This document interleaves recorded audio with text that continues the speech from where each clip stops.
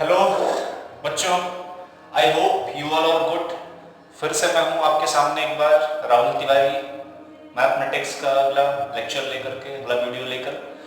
तो हम लोग लास्ट लेक्चर में सीख चुके थे कि यूक्लिड्स डिवीजन लेमा क्या होता है और बहुत सारे एप्लीकेशन उसी पे करने हैं अभी हमें।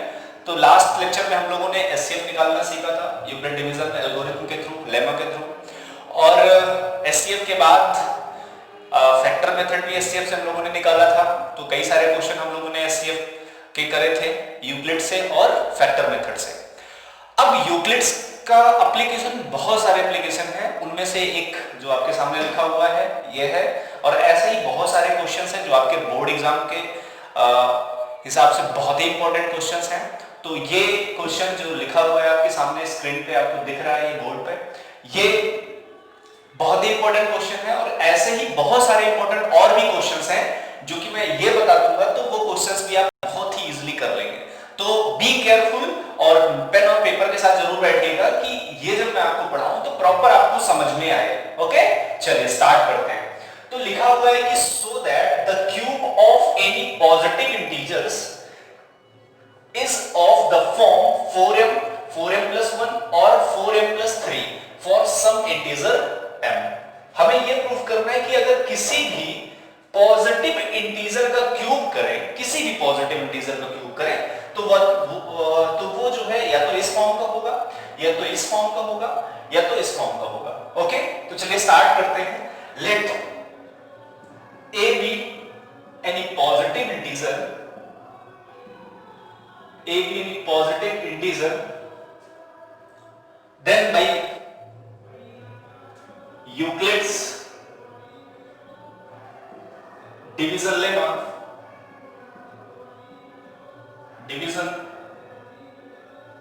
then by Euclid's division lemma corresponding to the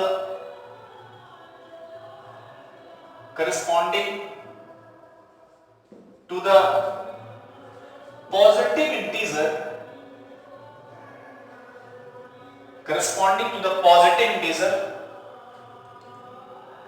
a and r corresponding to the positive integer a and 4, there exist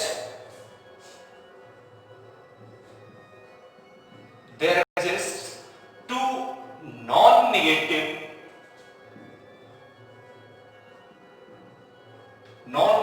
integers such that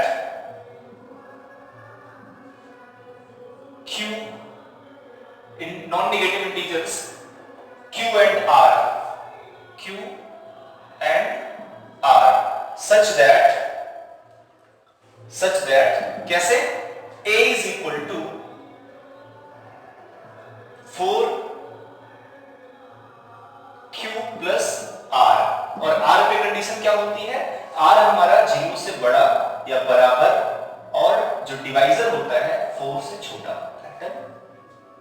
चलिए, तो ये हमने यूक्लिड्स डिवीजन, ये मैंने लास्ट लेक्चर में हम लोग ये सीख चुके थे कि a इज इक्वल टू क्या होता है, bq plus r। b क्या होता है? डिवाइजर होता है। a क्या होता है? डिविडेंड होता है। q क्या होता है? क्वोशिएंट होता है। और r क्या होता है? रिमाइंडर होता है। डन। चलिए, तो यहां तक तो कोई प्रॉब्लम नहीं होगी किसी को। अब ये हमारे पास a एक ऐसा पॉजिटिव इंटीजर है जिसका हमें क्यूब करना है ना। एक ऐसा पॉजिटिव इंटीजर मिल गया, हमने शुरू में कंसीडर किया था ना कि एक पॉजिटिव इंटीजर। अब इसका चलिए क्यूब करते हैं। तो according to the problem, according to the question, cube करिए। क्यूबिंग ऑन बोथ साइड, दोनों साइड क्यूब करते हैं। क्यूब करेंगे तो क्या आएगा? a cube is equal to 4q plus r whole cube. और आप सबको a प्लस b के होल क्यूब का फॉर्मूला तो आता ही होगा, ऐसा मैं उम्मीद कर सकता हूं। हाँ, चलिए, नहीं आता कोई बात नहीं, नोट करते रहिएगा साथ साथ, हटाते हैं ऊपर। चलिए,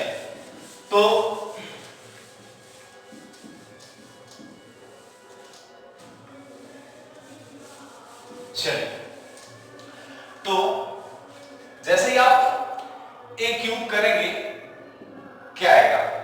a प्लस b का होल क्यूब क्या होता है? a cube plus b cube plus 3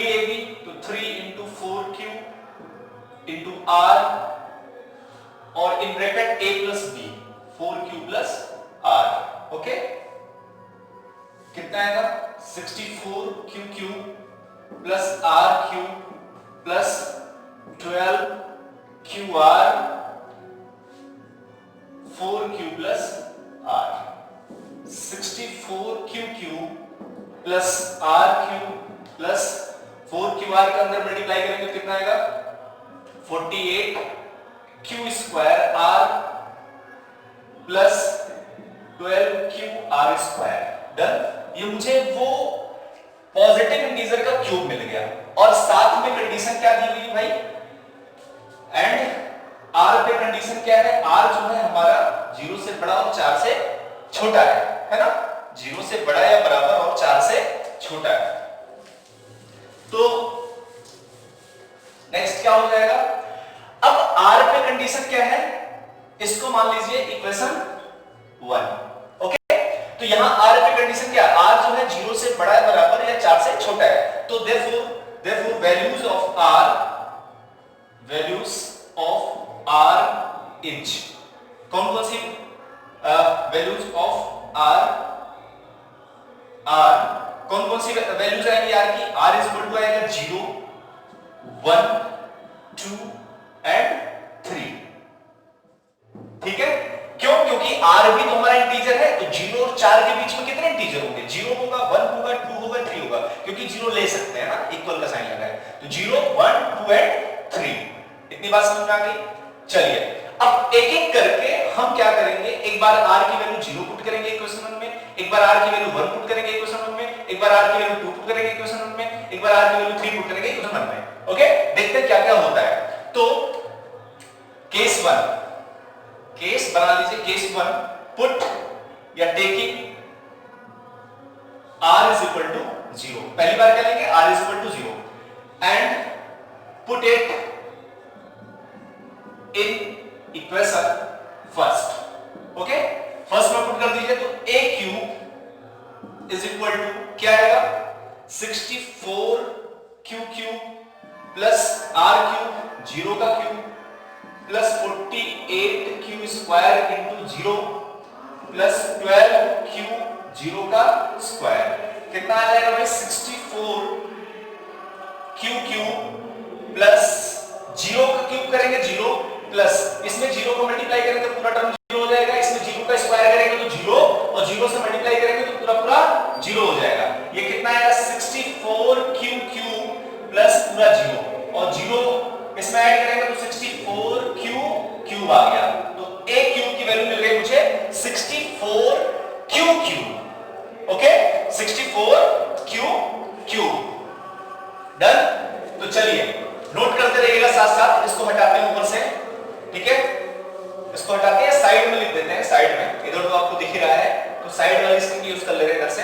चलिए, तो a cube is equal to कितना है 64q क्यूब लिखा हुआ है। अब 64q क्यूब को हम लोग क्या लिख सकते हैं, a cube is equal to लिख सकते हैं 4 इंटू 16q क्यूब लिख सकते हैं, 4 इंटू 16q क्यूब, क्योंकि 4 से मल्टीप्लाई करेंगे 16 में तो कितना आ जाएगा 64। let 16q cube is equal to something m। Okay, तो a cube is equal to क्या आ जाएगा 4m। हो गया, this is 1 is equation 2। Done. Now case number second case में क्या करेंगे, टेकिंग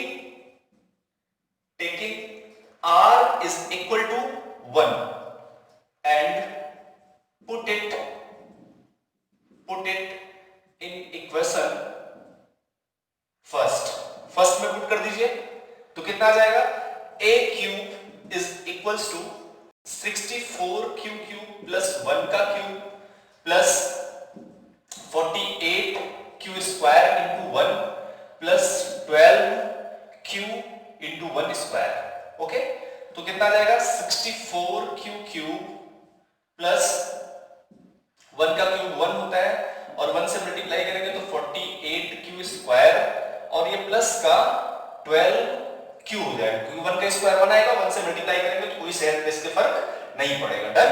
चलिए अब हम लोग इसको थोड़ा सा लिख लेते हैं सही से, 1 को इधर लिखते हैं और बाकी को साथ में कर देते हैं। तो 64QQ plus 48Q square plus 12Q plus 1। Okay, यहां से यहां तक आप अगर जरा ध्यान से देखें तो आपको क्या कॉमन दिख रहा है? 4 कॉमन दिख रहा है। चलिए 4 कॉमन ले लीजिए। तो जैसे ही आप 4 कॉमन लेंगे तो 4 कॉमन लेंगे तो यहां क्या आ जाएगा? 16। कितना आएगा? 16Q 16Q प्लस 4 कॉमन ले लिए हैं तो 12Q square plus 3Q plus 1। ठीक है ना। अब इस पूरे इतने को हम क्या कंसीडर कर लेंगे? Something m। तो लेट m, इसको कंसीडर कर लीजिए समथिंग अनदर m। तो m इज इक्वल टू कितना? 16Q plus 12Q square plus 3Q। Done. कितना आ जाएगा ये? 4m plus 1 AQ is equal to. Done. इसको मान लीजिए क्वेश्चन नंबर 3। डन। चलिए आगे बढ़ते हैं। फिर यहां तक आ गया होगा। अगले केस में क्या लेंगे? r इज इक्वल टू 2 लेंगे। फिर उसके बाद क्या लेंगे? 3। तो कितने टोटल केस बनेंगे? 4 केस बन जाएंगे ना। चलिए तो 2 केस आपने कर लिए हैं और तीसरा केस करने जा रहे हैं। इसको उसके पहले आप नोट कर लीजिए, मैं साइड में जा रहा हूं, पॉज कर लीजिए, स्क्रीनशॉट ले लीजिए और ऐसे पेन पेपर अगर यूज कर रहे हैं तो बहुत अच्छी बात है। ठीक है, चलिए आगे बढ़ते हैं। तो क्या मिल जाएगा हम लोगों को? नेक्स्ट बेटा देखो जरा, ये आपका आ जाएगा आगे केस नंबर 3। केस नंबर कौन सा? 3। Taking r is equals to 2 and put it in equation first वाली इक्वेशन मैंने हटा दी है तो वो आपके पास नोट होगी, वो ध्यान से देखते रहिएगा कि वो फर्स्ट इक्वेशन क्या थी। मुझे वैसे पता है कि वो इक्वेशन क्या थी क्योंकि सामने लिखा हुआ है।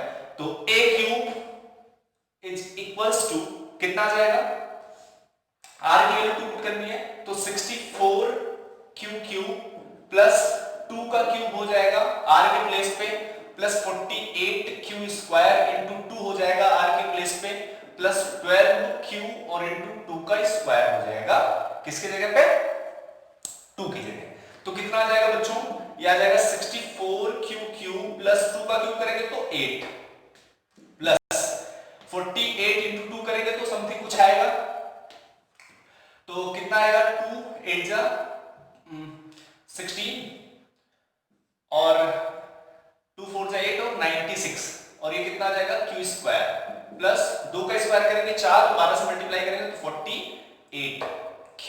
डन। अच्छा इस पूरे में आपको क्या कॉमन दिख रहा है? मुझे तो 4 कॉमन दिख रहा है। ठीक है, तो 4 पूरे में कॉमन ले लीजिए। तो 4 पूरे में कॉमन लेंगे तो क्या आ जाएगा आपका? इस बार आपका आ जाएगा 16Q क्यूब प्लस 4 2 जा 8 और ये प्लस का 48 हो जाएगा 4 कॉमन लेने के बाद Q स्क्वायर और प्लस 12Q हो जाएगा, है ना। इस पूरे को समथिंग क्या कंसीडर कर लेंगे? m। तो ये क्या बन गया हमारा? 4m बन गया। a cube is equal to. Done. इसको मान लीजिए इक्वेशन 3 के बाद 4th। डन। चलिए आगे बढ़ते हैं। तो क्या मिलेगा हमको? नेक्स्ट इसको क्या करेंगे? हटा देंगे फिर से। अब r की वैल्यू हम लोग 0 ले चुके हैं, 1 ले चुके हैं, 2 ले चुके हैं। कौन सी वैल्यू बची? r की वैल्यू क्या लेना है? 3 लेंगे। तो केस नंबर 4 में हम क्या लेंगे? r इज इक्वल टू 3 लेंगे। डन। चलिए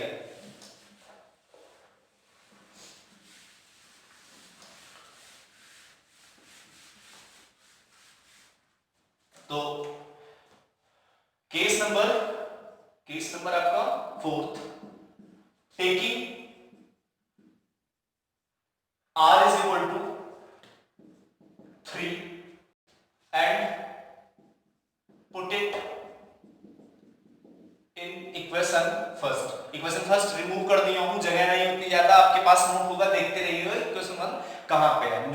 मैं यहीं से रख दे रहा हूं इसी वैल्यू में क्योंकि सामने लिखा हुआ है।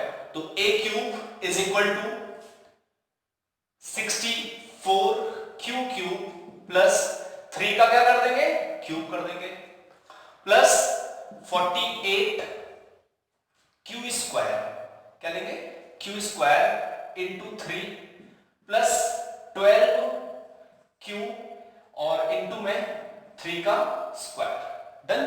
चलिए अब कितना हो जाएगा भाई, ये 64 क्यू क्यूब प्लस 3 का क्यूब करेंगे तो कितना 27 और प्लस का 48 क्यू स्क्वायर इंटू 3 और प्लस का 12 क्यू इंटू 3 का स्क्वायर करेंगे तो 9। डन। मुझे नहीं लगता कि यहां तक किसी को कोई प्रॉब्लम हुई होगी। ठीक है, आगे बढ़ते हैं। तो अब इसको हम कैसे लिख सकते हैं, इसको कैसे हम अरेंज कर सकते हैं, ये चीज समझना। डन। तो चलिए अरेंज करते हैं। कितना लिख सकते हैं इसको, 64 क्यू क्यूब को ऐसे ही रहने दीजिए आप, कोई प्रॉब्लम हो तो बता दीजिएगा भाई। ठीक है, प्लस 48 क्यू स्क्वायर इंटू 3 को ऐसे रहने दीजिए, मैं इस 27 को बाद में लिखने वाला हूं, प्लस 12 क्यू इंटू 9 प्लस, अच्छा इस 27 को जो 27 लिखा हुआ है इसको हम क्या लिख सकते हैं, इसको हम कुछ अलग से लिख सकते हैं ब्रेक करके। चलिए लिखते हैं, इसको हम लोग लिख सकते हैं, क्या लिख सकते हैं भाई, इसको लिख सकते हैं 24 प्लस 3 लिख सकते हैं, 24 प्लस 3 करेंगे तो कितना आएगा, 27 ही तो आएगा। चलिए अब यहां से लेकर के यहां तक जरा ध्यान से देखो, क्या कॉमन दिख रहा है आपको, क्या कॉमन दिख रहा है भाई, 4 कॉमन है, चलो 4 कॉमन ले लो, 4 कॉमन लोगे तो यहां क्या आएगा 16 Q cube plus 12 Q square into 3 और प्लस कितना आ जाएगा, 4 कॉमन होगा तो 3 क्यू इंटू 9 आ जाएगा और प्लस का 4 कॉमन होगा तो 6 आ जाएगा, ये ब्रैकेट क्लोज प्लस 3। डन। अब इस पूरे जो ब्रैकेट में लिखा हुआ इसको समथिंग m मान लेते हैं, तो कितना आ जाएगा ये 4m plus 3 where m is equal to what, m is equal to 16q cube plus 12q square into 3 plus 3q into 9 plus 6। Done. कोई प्रॉब्लम, ये मिल गया आपको a cube is equal to कितना, a cube की value कितनी आ गई भाई, a cube की वैल्यू आ गई 4m plus 3। इसको मान लीजिए क्वेश्चन नंबर कौन सा 5। डन। तो जरा ध्यान से देखिए, ये a क्यूब a क्या था, a आपका पॉजिटिव इंटीजर था, उसका आप क्यूब कर रहे थे, तो देखिए जरा, जब आपने a का क्यूब यहां किया 0 वाले केस में तो 4m मिला, जब आपने r की वैल्यू 1 ली तो जो पॉजिटिव इंटीजर का क्यूब था वो क्या आया 4m प्लस 1 आया। फिर आपने जब केस थर्ड में r की वैल्यू 2 ली तो a क्यूब कितना आया 4m आया। फिर आपने जब r की वैल्यू 3 पुट करी तो वो किस टाइप का दिख रहा है 4m प्लस 3। यही क्वेश्चन तो था हमारा, क्या क्वेश्चन था कि अगर किसी भी पॉजिटिव इंटीजर का क्यूब किया जाए तो वो या तो इस टाइप का होगा, या तो इस टाइप का होगा, या तो इस टाइप का होगा, या तो इस टाइप का होगा। चलो अच्छा एक बात तो रही, अब मैं इसका जो सबसे इंपॉर्टेंट हिस्सा है, सबसे इंपॉर्टेंट वो डिस्कस कर रहा हूं मैं आपसे, ठीक है, जो शायद आपको कोई नहीं बताएगा। अबे कैसे सोच लिए, मैं बताऊंगा ना। चलो अब देखो कैसे मैं बताऊंगा आपको कि क्या होता है इसका सबसे इंपॉर्टेंट हिस्सा, या इस तरीके के जो क्वेश्चंस होते हैं उनका मोटो क्या होता है, उनका यूक्लिड डिवीजन लेमा से पूछने का मतलब क्या होता है, एक्चुअली फिजिकल मीनिंग क्या होता है, क्या मतलब है इसका या इसका या इसका या जो सामने आपके लिखा है ये। ठीक है, इसका मतलब ये है कि वो ये पूछ रहा है क्वेश्चन में, या इसका इस क्वेश्चन का ये मतलब है कि अगर किसी भी पॉजिटिव इंटीजर का क्यूब किया जाए, पॉजिटिव इंटीजर कौन कौन से होते हैं 1 2 3 4 5 6 एंड सो ऑन, ये सारे के सारे पॉजिटिव इंटीजर होते हैं। कह रहा है अगर किसी पॉजिटिव इंटीजर का क्यूब किया जाए, ध्यान से सुनना मेरी बात को, अगर किसी पॉजिटिव इंटीजर का क्यूब किया जाए और जो नंबर मिले उसको 4 से डिवाइड किया जाए, किससे डिवाइड किया जाए 4 से, ठीक है ना, क्योंकि किस टाइप का है 4m प्लस 1 4m प्लस 3, तो 4m प्लस 1 या 4m प्लस 3 टाइप का तो है। तो अगर किसी पॉजिटिव इंटीजर को ले और उसका क्यूब करें और जो नंबर क्यूब करने के बाद आए, जो नंबर क्यूब करने के बाद आए उसको अगर हम 4 से डिवाइड करें 4 से डिवाइड करें तो जो रिमाइंडर मिलेगा वो या तो 0 मिलेगा, या तो 1 मिलेगा, या तो 3 मिलेगा, है ना। हमारा जो लास्ट लाइन में लिख दे रहा हूं उसको नोट कर लीजिए आप, पहले नोट कर लिया होगा आपने, आई होप। ओके, चलता हूं। तो यही तो आया, तो हम लास्ट लाइन लिख दे रहे हैं, hence cube of any positive integer is of the form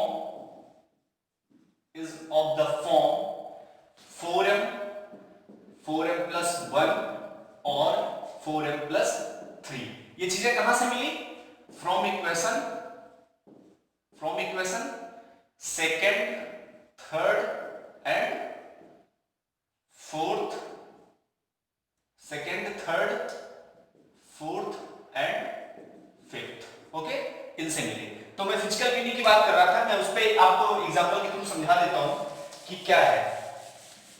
ठीक है, चलिए समझ लेते हैं तो क्वेश्चन करने में मजा आता है ना। चलिए देखिए क्या मतलब है इस चीज का। ठीक है, जो मैं आपसे बात कर रहा हूं कि इसका फिजिकल मीनिंग, उसका मतलब क्या है। देखिए कि अगर किसी पॉजिटिव इंटीजर का क्यूब करें और क्यूब करने के बाद जो नंबर आए उसको अगर डिवाइड करें 4 से, तो जो रिमाइंडर आएगा ना, जो रिमाइंडर मिलेगा आपको, जो रिमाइंडर आएगा वो क्या आएगा? या तो 0 आएगा, 4m plus 0 लिख सकते हैं ना, तो 0 आएगा, या तो 1 आएगा, या तो 2 आएगा, या तो 3। आर की यही तो 3 वैल्यू थी। आर की बताओ, आर की क्या वैल्यू थी? आर की वैल्यू देखो ना, आर की चॉइसेस क्या थी? आर की चॉइसेस आपके पास 0 1 2 3 तो थी।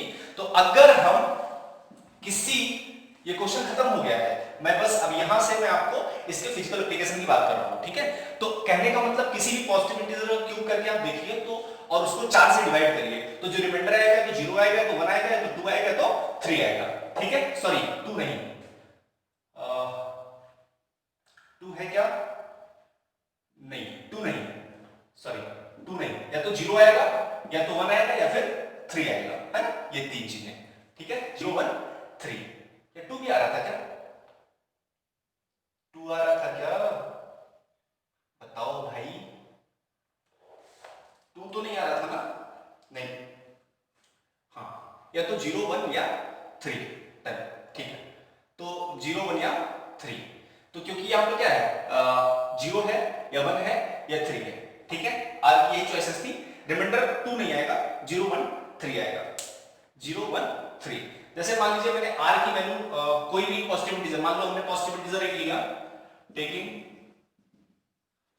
पॉजिटिव इंटीजर, सपोज मैंने लिया कोई भी positive integer a equal to, मान लो ले लिया मैंने 5। चलो क्यूब करो 5 का, तो 5 का क्यूब करो कितना आएगा? 125 आएगा। अब 125 को आप डिवाइड करिए 4 से, डिवाइड करिए, कितना बार जाएगा? 4 3 जा 12, 0 5 लीजिए, एक बार जाएगा तो 4 आएगा, रिमाइंडर कितना आया? 1।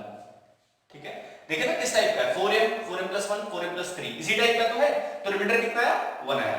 तो या तो 0 1 या 3 ही आएगा, क्योंकि इसी टाइप का आपका प्रूफ करने के लिए बोला था ना, क्वेश्चन में क्या बोला था प्रूफ करने के लिए? 0 1 या 3, क्योंकि यहां 4m को क्या लिख सकते हो? 4m plus 0 लिख सकते हो ना, इसलिए। तो 0 1 या 3 यही 3 आएगा। अब देखिए जरा क्या क्या आया है, एक तो आपका 0 आया, 1 आया, 3 आया। आप कोई दूसरा नंबर ले लीजिए, छोटा नंबर लेके देखिए, आप 2 ले लीजिए, तो 2 मान लीजिए आपने a लिख लिया 2, तो 2 का स्क्वायर, 2 का क्यूब करो, तो 2 का क्यूब करोगे तो कितना आएगा? 8 आएगा, और 8 को आप 4 से डिवाइड करोगे तो 4 2 जा 8, रिमाइंडर कितना आया? 0 आया। ठीक है, अब चलिए a की वैल्यू मान लीजिए 3 ले लिया, तो 3 ले लिए, तो 3 का क्यूब करिए, तो a क्यूब, तो a क्यूब करेंगे तो कितना आएगा? 3 का क्यूब, तो 3 का क्यूब कितना? 27, तो a क्यूब कितना आया? 27। अब 27 का को अगर आप डिवाइड करिए 4 से तो कितने बार जाएगा? 6 टाइम, तो 24 आएगा, तो रिमाइंडर कितना आया? 3 आया।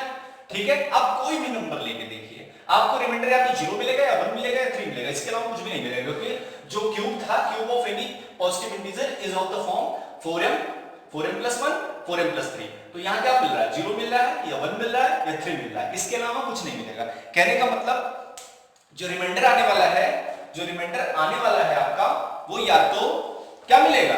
0 मिलेगा, या 1 मिलेगा, या 3 मिलेगा। हटाते हैं इसको, आगे बढ़ते हैं।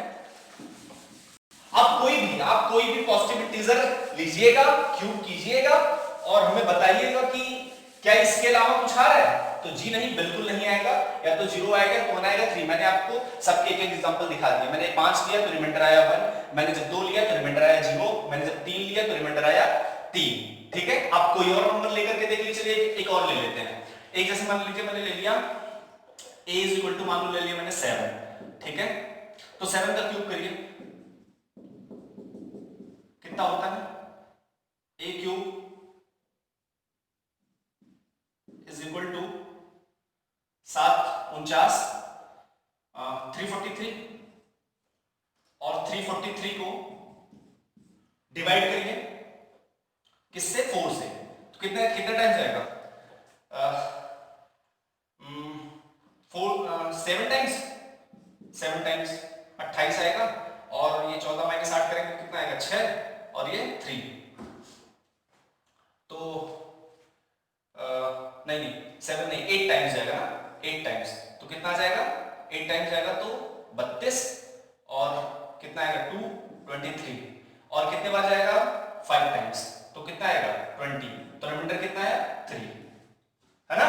तो आप कोई भी नंबर लेकर के देखिए, आप जो भी नंबर लेंगे रिमाइंडर कितना आएगा? क्यूब करने के बाद जब 4 से डिवाइड करेंगे 0 1 या 3 ही आएगा, इसके अलावा कुछ नहीं आएगा। ज्यादा इतना दिमाग लगाने की जरूरत नहीं है। फिर भी आप नंबर लीजिएगा और मुझे कमेंट करके बताइएगा कि सर हाँ मैंने चेक किया। चेक जरूर करना, आपको अपने मन से रैंडम पॉजिटिव इंटीजर उठाना है, उसका क्यूब करना है, उसको 4 से डिवाइड करना है, और रिमाइंडर देखना है 0 1 3 ही आ रहा है, इसके अलावा और कुछ तो नहीं आ रहा है। अगर इसके अलावा और कुछ हो रहा है तो इसका मतलब आपके सेकंड या थर्ड में, या जब भी आपने डिवीजन सीखा ना, वो सही से नहीं सीखा है। ठीक है, तो डिवीजन सही से करना। ओके, चलिए आगे बढ़ते हैं, हटाते हैं इसको, नोट कर लीजिएगा। चलिए ओके, तो इस तरीके के बहुत सारे क्वेश्चंस हैं, बहुत सारे n नंबर ऑफ क्वेश्चंस आपको मिलेंगे जो कि आपको सॉल्व करना है, जो कि क्या करना है? आपको सॉल्व करना है। मैं आपको और कुछ क्वेश्चंस आपको दे रहा हूं प्रैक्टिस के लिए, नोट करने जा रहा हूं आपकी प्रैक्टिस के लिए। आप घर पे उनको करना और मुझे बताना। उनमें से एक क्वेश्चन ये है, क्वेश्चन में लिख रहा हूं, नोट कर लीजिएगा, इसको आप सॉल्व करके मुझे बताइएगा कि so that the square of any positive odd integer, the square of any positive odd integer, square of any positive odd integer is of the form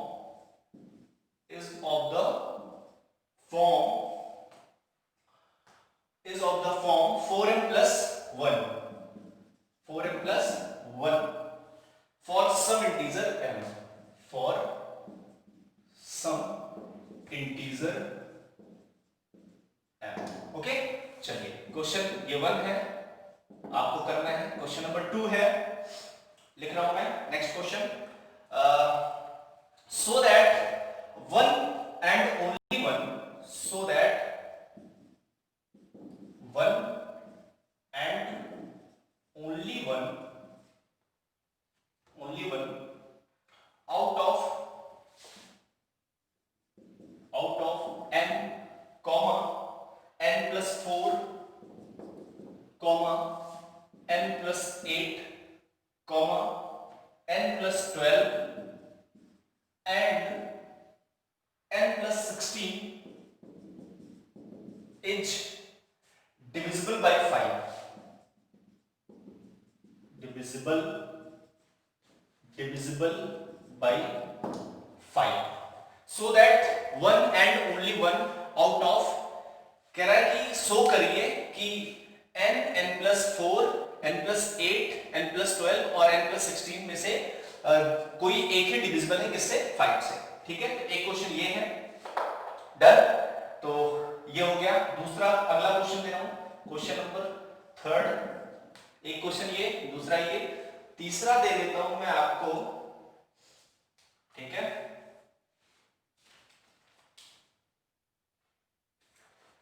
तीसरा क्वेश्चन है आपका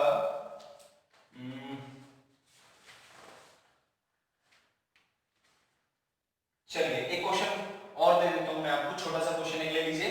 so that every positive even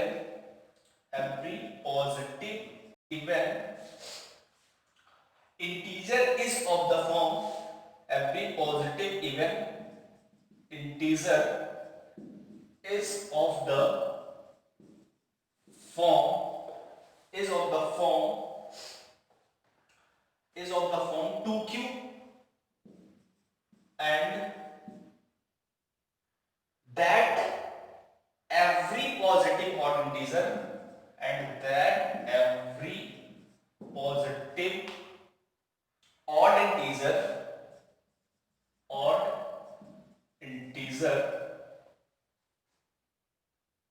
is, every positive odd integer is of the form 2q plus 1. Okay, where q is an integer, where q is an integer.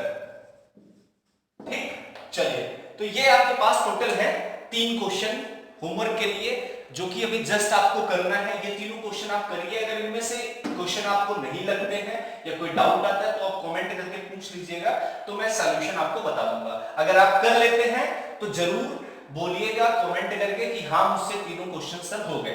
ठीक है, comment जरूर करिएगा कि जिनके तीनों क्वेश्चन हो जाए वो कमेंट करें, और जिनके इनमें से एक भी क्वेश्चन नहीं हो रहे हैं तो अगर नहीं होंगे तो मैं तीनों क्वेश्चन वन करके एक एक करके समझा दूंगा आपको। और अगर तीनों हो जाते हैं तो बहुत अच्छी बात है, और नहीं होते हैं तो अगर होते हैं तो यस आप लिखिएगा कि यस सर मेरे तीनों क्वेश्चन हो गए। और अगर नहीं होते हैं आप मुझसे पूछिएगा कि सर मेरा पहला वाला क्वेश्चन नहीं हुआ, या मेरा दूसरा क्वेश्चन नहीं हुआ, या मेरा तीसरा क्वेश्चन नहीं हुआ। तो जो क्वेश्चन नहीं होता है वो आप मुझसे पूछ लीजिएगा कमेंट करके, और अगर होता है तो जरूर मुझे कमेंट करके बताइएगा। ठीक है, तो ये वीडियो बहुत लंबा हो जा रहा है, तो इतना ही करते हैं इसमें। अगले वीडियो में हम लोग और सारे क्वेश्चन करेंगे और नए नए चीजें सीखेंगे। तब तक के लिए थैंक यू, और पढ़ते रहिए, घर पे टाइम यूटिलाइज करिए। और कोरोना चल रहा है तो आप अपना समय इधर उधर ना बेकार करें और प्रोडक्टिव काम करें, अच्छा काम करें। ठीक है, थैंक यू सो मच।